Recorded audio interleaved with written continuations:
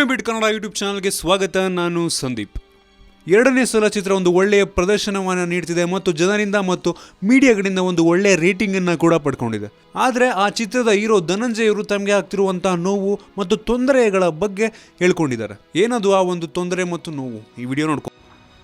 ಎಲ್ಲ ಕನ್ನಡಿಗರಿಗೂ ನಿಮ್ಮ ಧನಂಜಯ ಮಾಡುವಂಥ ನಮಸ್ಕಾರ. ನಾನು ಇವತ್ತು ಪ್ರೇಕ್ಷಕನಾಗಿ ನಿಮ್ಮ ಮುಂದೆ ಬಂದು ಕೂತ್ಕೊಂಡು ಮಾತಾಡ್ತಾ ಇದ್ದೀನಿ. ಯಾಕೆ ಅಂದರೆ ನನಗೆ ಬರ್ತಿರುವಂಥ ಪ್ರಶ್ನೆಗಳು ನನ್ನ ಪೇಜಲ್ಲಿ ಮತ್ತು ನನ್ನ ವಾಟ್ಸಪ್ಪಲ್ಲಿ ನನಗೆ ಬರ್ತಿರೋ ಕಾಲ್ಗಳಲ್ಲಿ, ಗುರು ಎರಡನೇ ಸಲ ಸಿನಿಮಾ ತುಂಬ ಚೆನ್ನಾಗಿದೆ, ತುಂಬ ಒಳ್ಳೊಳ್ಳೆ ರಿವ್ಯೂಸ್ ಬರ್ತಾ ಇದೆ, ನೋಡಿರೋರು ಎಲ್ಲರೂ ಇಷ್ಟಪಡ್ತಿದ್ದಾರೆ, ನಾವು ಹೋಗಬೇಕು, ಆದರೆ ನಮಗೆಲ್ಲೂ ಸ್ಕ್ರೀನ್ಗಳಿಲ್ಲ. ನಾನು ಇವತ್ತು ಕೆಲಸಕ್ಕೆ ಹೋಗಬೇಕು, ನಾನು ಕೆಲಸ ಬಿಟ್ಬಿಟ್ಟು ಕೆಲಸಕ್ಕೆ ರಜಾ ಹಾಕಿ ನಿನ್ನ ಸಿನಿಮಾ ನೋಡೋಕ್ಕಾಗಲ್ಲ, ಆದರೆ ಕೆಲಸ ಮುಗಿಸಿ ಸಂಜೆ ಅಥವಾ ರಾತ್ರಿ ಹೋಗಬೇಕು ಅಂದರೆ ನಮಗೆ ಸ್ಕ್ರೀನ್ಗಳಿಲ್ಲ ಅಂತ. ನಮ್ಮಲ್ಲಿ ಒಂದು ಸಿಸ್ಟಮ್ ಇದೆ, ಏನು ಅಂದರೆ ಒಂದಿಷ್ಟು ಆಡ್ ಟೈಮಿಂಗಲ್ಲಿ ನಮಗೆ ಸ್ಕ್ರೀನ್ಗಳು ಸಿಗುತ್ತೆ ಮಲ್ಟಿಪ್ಲೆಕ್ಸ್ಗಳಲ್ಲಿ. ಅದು ಫಿಲ್ ಆಗಲಿಲ್ಲ ಅಂದರೆ ಅದನ್ನು ತೆಗೆದಾಕ್ತಾರೆ. ಅದು ಚೆನ್ನಾಗಿ ಫಿಲ್ ಆಗೋಕ್ಕೆ ಶುರು ಮಾಡಿದ್ರೆ ಸ್ಕ್ರೀನ್ಗಳನ್ನ ಎಕ್ಸ್ಟೆಂಡ್ ಮಾಡ್ತಾರೆ, ಶೋಸ್ನ. ಆ ಥರ ಖಂಡಿತ ಒಂದಿಷ್ಟು ಮಲ್ಟಿಪ್ಲೆಕ್ಸ್ಗಳಲ್ಲಿ ಶೋನ ಇನ್ಕ್ರೀಸ್ ಮಾಡಿದ್ದಾರೆ, ಆದರೆ ನಮಗೆಲ್ಲೂ ರಾತ್ರಿ ಶೋಗಳಿಲ್ಲ. ಒಬ್ಬ ನಟನಾಗಿ ಪ್ರತಿ ಸಿನಿಮಾದಲ್ಲೂ ನಾನು ಏನೇನು ಶ್ರಮ ಹಾಕ್ಬೋದು ಅದನ್ನು ಹಾಕ್ಕೊತಾನೆ ಬಂದಿದ್ದೀನಿ, ಅದು ನಿಮಗೂ ಗೊತ್ತೇ ಇದೆ. ಇದನ್ನು ಎಲ್ಲ ಥರದ ಹೋರಾಟಗಳನ್ನ ನಾನು ಮಾಡ್ಕೊತಾನೆ ಬಂದಿದ್ದೀನಿ, ಆದರೆ ಈ ಸಿಸ್ಟಮ್ನ ಹಿಂಗೆ ಪೆನಿಟ್ರೇಟ್ ಮಾಡೋದು ನನಗೆ ನಿಜವಾಗ್ಲೂ ಗೊತ್ತಿಲ್ಲ.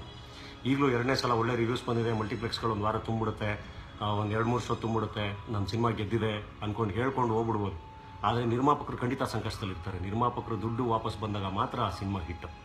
ಆ ವಿಷಯದಲ್ಲಿ ಖಂಡಿತ ನಮ್ಮ ಎರಡನೇ ಸಲ ನಿರ್ಮಾಪಕರು ಒಂದು 3 ವರ್ಷದಿಂದ ಆ ಸಿನಿಮಾಗೆ ಕಾದು ಎಲ್ಲ ಶ್ರಮಗಳನ್ನ ಹಾಕಿ ಇಲ್ಲಿವರೆಗೂ ತೊಗೊಂಡು ನಿಲ್ಲಿಸಿ ಇವತ್ತು ಖಂಡಿತ ಸಂಕಷ್ಟದಲ್ಲಿದ್ದಾರೆ. ಯಾಕೆಂದರೆ ಸಿನಿಮಾ ರೀಚ್ ಮಾಡಿಸೋದು ಹೆಂಗೆ ಅಂತ ಗೊತ್ತಾಗ್ತಾ ಇಲ್ಲ. ಏನೋ ಒಂದು ಪ್ರಾಡಕ್ಟ್ ಮಾಡಿ ಅದು ರೀಚ್ ಆಗುತ್ತೆ ಅಂದಾಗ ಅದನ್ನು ಮಾಡೋದ್ರಲ್ಲಿ ಅರ್ಥ ಇದೆ. ಆದರೆ ಈಗಿರೋ ಸಿಸ್ಟಮಲ್ಲಿ ಇದು ಬರೀ ನಮ್ಮ ಸಿನಿಮಾ ಸಮಸ್ಯೆ ಅಲ್ಲ, ಎಲ್ಲ ಸಿನಿಮಾಗಳ ಸಮಸ್ಯೆ. ಏನಾಗುತ್ತೆ, ಒಂದು ಒಳ್ಳೆ ಸಿನಿಮಾ ಮಾಡ್ಬೋದು, ಆದರೆ ಅದನ್ನು ರೀಚ್ ಮಾಡಿಸೋವಂಥ ವ್ಯವಸ್ಥೆ ಸರಿ ಇಲ್ಲ ಅಂತ ಅಂದಾಗ ಆ ಸಿನಿಮಾ ಯಾಕೆ ಮಾಡಬೇಕು? ಅದು ಒಂದು ತುಂಬ ದೊಡ್ಡ ಪ್ರಶ್ನೆಯಾಗಿ ಉಳ್ಕೊಳ್ಳುತ್ತೆ.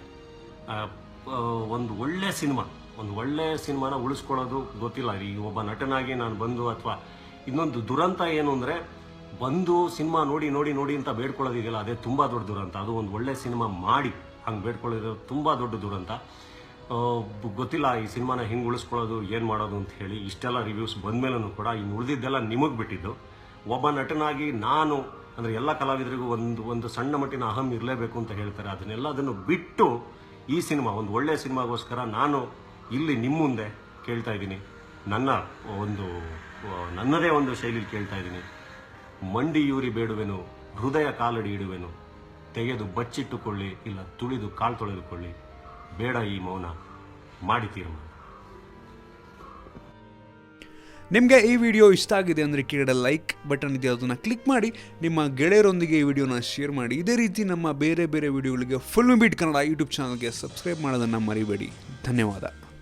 ಹಾಯ್, ಎಲ್ಲ ಸ್ಯಾಂಡಲ್ವುಡ್ ಮೂವೀಸ್ ಅಪ್ಡೇಟ್ಸ್ಗೆ ಪ್ಲಸ್ ನನ್ನ ಮೂವೀಸ್ ಅಪ್ಡೇಟ್ಸ್ಗೆ ಪ್ಲೀಸ್ ಎಲ್ಲರೂ ನೋಡ್ತಾ ಇರಿ ಫಿಲ್ಮಿ ಬೀಟ್ ಆ್ಯಂಡ್ ದಯವಿಟ್ಟು ಸಬ್ಸ್ಕ್ರೈಬ್ ಮಾಡಿ.